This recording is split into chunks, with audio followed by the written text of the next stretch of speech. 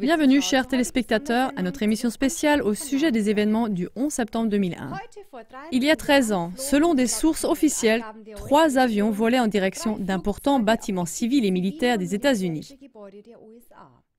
Un autre avion chutait en Pennsylvanie. En quelques heures, les images effrayantes de cet événement parvenaient à des milliards de foyers dans le monde entier. Effrayante encore aujourd'hui pour beaucoup de personnes. Mais ce n'est plus un secret qu'il s'agissait d'attentats venant du gouvernement même des USA. Beaucoup de citoyens des États-Unis ne croient plus les informations officielles, avant tout à cause d'arguments et de contre-voix de forces probantes. John Lear, ancien pilote de la CIA, en fait partie. Il a déclaré sur l'honneur que l'explication officielle de la collision des 2 avions commerciaux avec le World Trade Center n'est pas possible selon les lois de la physique. Un vrai Boeing 767 se serait mis en accordéon lors de la collision. Les moteurs seraient généralement restés entiers lors de l'impact sur les colonnes métalliques épaisses de 34 cm. Ils seraient tombés au sol ou on les aurait retrouvés dans les ruines des bâtiments effondrés, dit John Lear. Son explication vient appuyer l'accusation contre le gouvernement américain, selon laquelle il s'agit d'explosions planifiées. C'est maintenant exposé sur des bases scientifiques dans de nombreux documents que vous pouvez facilement trouver sur Internet ou sur YouTube. En plus, dans ce cadre, beaucoup de services d'élucidation se posent la question de savoir pourquoi le bâtiment numéro 7 du World Trade Center s'est écroulé apparemment sans intervention extérieure. Dans le rapport officiel publié par la Commission en septembre en 2004, ce bâtiment n'est tout simplement pas mentionné. Pourquoi les médias, et avant tout les chaînes américaines et britanniques CNN et BBC, diffusent-ils des rapports trompeurs, c'est-à-dire fondés sur des mensonges? Le journaliste américain connu, William Dean Garner, a découvert au cours d'années de recherche que presque toutes les banques nationales et les banques d'émission au monde sont contrôlées par une seule famille privée. Avant les attaques du 11 septembre, il est prouvé qu'il y avait 7 pays dont les banques nationales n'étaient pas contrôlées par cette famille. L'Afghanistan, l'Irak, le Soudan, la Libye, Cuba, la Corée du Nord et l'Iran.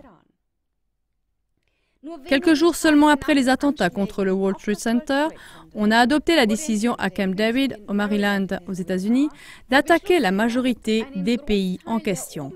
Ou pour mieux le formuler, suite à cet événement du 11 septembre, la décision pouvait être adoptée d'attaquer la majorité des pays en question.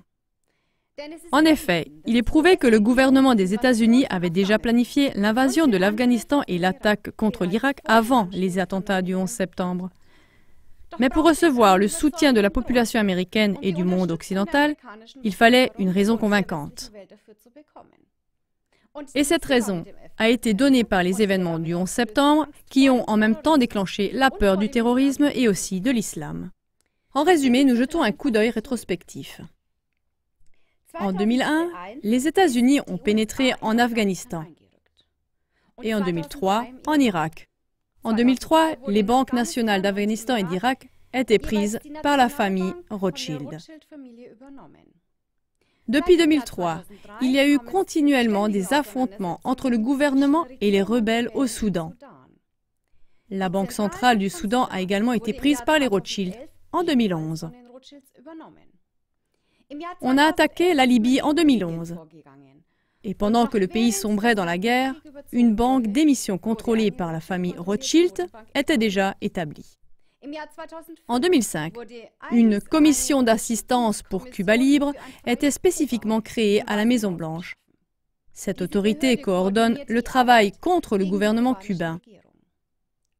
Pour la seule année 2006, 15 millions de dollars étaient prévus dans le budget des États-Unis pour soutenir certaines parties de l'opposition cubaine. Au début de l'année 2013, l'ONU a pris des sanctions renforcées contre la Corée du Nord. De plus, les États-Unis ont annoncé la construction d'autres stations de défense antimissiles sur les îles du Pacifique afin de pouvoir intercepter une attaque potentielle en provenance de Corée du Nord. Contre l'Iran, depuis des années, déjà une grande guerre médiatique a lieu. Depuis des années, nos médias du mainstream publient constamment que l'Iran va certainement fabriquer en une année des armes nucléaires. Ça nous rappelle quelque chose. Avant la guerre contre l'Irak, on a aussi publié dans tous les journaux que l'Irak possédait des armes de destruction massive. Mais cela était un mensonge, comme cela a été avéré après la guerre.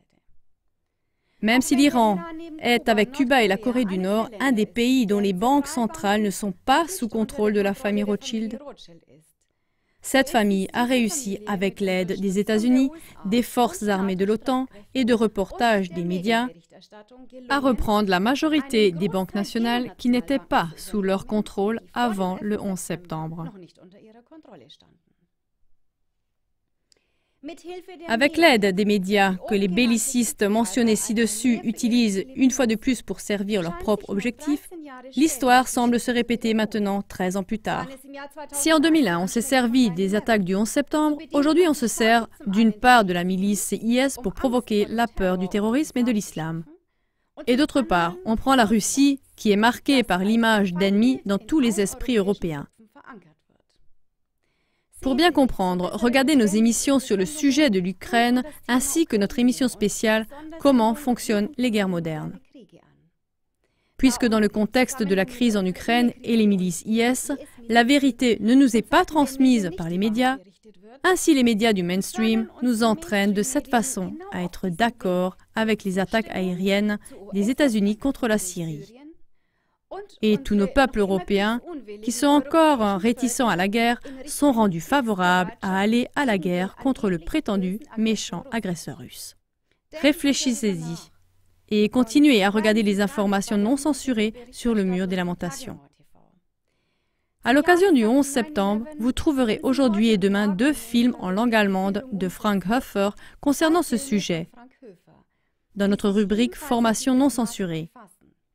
Kriegsverbrecher 1, produit en 2009, Kriegsverbrecher 2, en 2012. Les 2 films n'ont pas perdu de leur actualité. Au contraire, ils expliquent aussi les événements actuels. Nous vous souhaitons encore une agréable soirée. Au revoir.